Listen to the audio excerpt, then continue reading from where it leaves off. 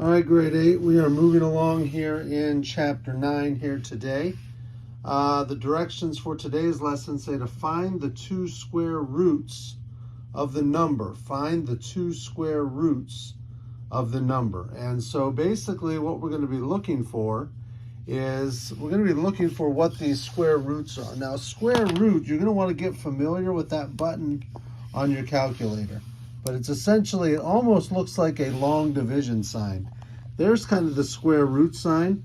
And on my calculator here, it's this line right here with the square root and the x inside of it. Okay? Now, obviously, the square root, kind of the idea, if I were just to give an example, when we talk about like x squared, say, equals 64, this is a pretty basic one, so I'm not going to use the calculator, but we know x times x then equals 64, because that's what x times x is. So we want to make sure we understand what square root is. And we know from our multiplication tables that it's actually 8 times 8 that equals 64.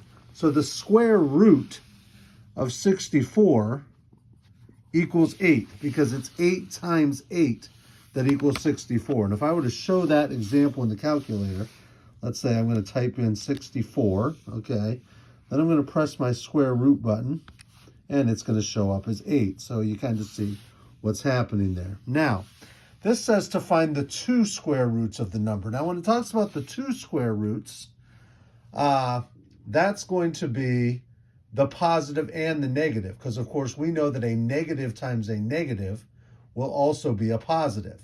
So these are three pretty basic examples, but I'm going to use my calculator just so you kind of get used to seeing how to plug them into your calculator, because sometimes they're not always going to be that straightforward, okay? So when we talk about find the two square roots of the number, so let's say we're going to have 16. We're going to press the square root. That's going to give us 4. But we want the two square roots, so we're going to have 4 and negative 4, and that's going to be our final answer. We go to 25, so let's clear this. We're going to go to 25. We're going to press the square root. It's going to give us 5. But once again, we want the two square roots. So the two square roots here are going to be negative 5 and 5, final answer. For 100, pretty self-explanatory. Once again, that's probably one mental math. But just to kind of get used to using it on the calculator, we press 100. We press our square root button, and we get 10. So once again, our two square roots for 100 are going to be 10 and negative 10. And that makes sense, because a 10 times 10 equals 100, and negative 10 times negative 10 will also be a positive 100, because a negative times a negative is a positive. So that's pretty straightforward. All right, second part of what we're doing here. This says find the square roots. Now, we're going to get some different ideas, okay? Find the square roots. We're going to start with the square root of 4. So we want to know the square root. It's the same thing that we're doing. 4 square root, it gives us 2. Now, when it says possible roots, there's no sign out here. So that tells us that we just want the positive one. So the square root of 4 equals 2. Square root of 81. Well, let's go ahead and clear our calculator. 81, press our square root button. We get 9. But it has a negative sign in front of the square root, which means it wants the negative square root, which means what I'm looking for is negative 9. Now this one even looks a little bit different. Here we have a positive and a negative, which is why in this situation there's a plural. We're going to be having both the positive and the negative square root of 64, which is essentially just what we did in the first section, where we were given the numbers and we had to find the two square roots.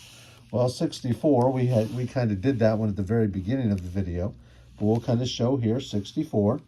Going to press our square root, we get 8. But we need a positive and a negative. So we're going to have 8 and negative 8, and that's going to be our answer. Now, here we have 1 over 100. Now, depending on your calculator, okay, depending on how your calculator goes, it might give you the answer in a fraction. It might give you the answer as a decimal. It just kind of depends.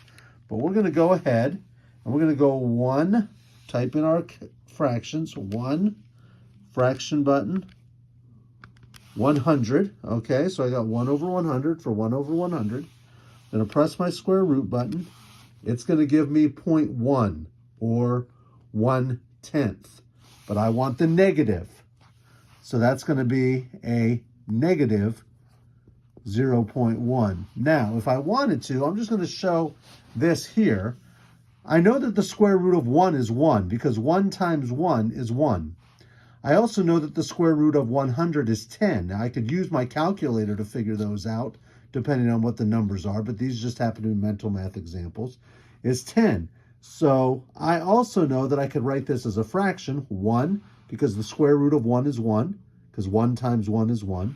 And down here, for my denominator, it would be 10, because the square root of 100 is 10, because 10 times 10 is 100. But it has to be a negative. So I could also, excuse me, have negative 1 over 10. All right, here we go. The square root of 4 over 25, I want both the positive and the negative square root of 4 over 25. So clear my calculator, put in our fraction, 4 over 25, okay? I'm going to press the square root button.